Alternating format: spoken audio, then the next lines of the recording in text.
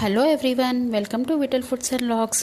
నానబెట్టుకున్న శనగల్ని ఒక మిక్సీ జార్లో వేసి రుబ్బుకొని అందులో కొద్దిగా ఉప్పు, జీలకర్ర, కరివేపాకు, కొత్తిమీర, పుదీనా, ఉల్లిపాయ ముక్కలు, అల్లం వెల్లుల్లిపాయ పేస్ట్ వేసి బాగా కలుపుకొని పక్కన పెట్టుకోవాలి. ఇప్పుడు ఒక కడాయిలో డీప్ ఫ్రైకి సరిపడా ఆయిల్ వేసుకొని ముందుగా కలిపి పెట్టుకున్న పిండిని వడల్లా చేసుకొని డీప్ ఫ్రై చేసుకోవాలి. ఇలా గోల్డెన్ బ్రౌన్ వచ్చేంత వరకు ఫ్రై చేసుకున్న తర్వాత ఈ వడలన్నీ కూడా ఒక ప్లేట్లో తీసుకొని సర్వ్ చేసుకోవాలి.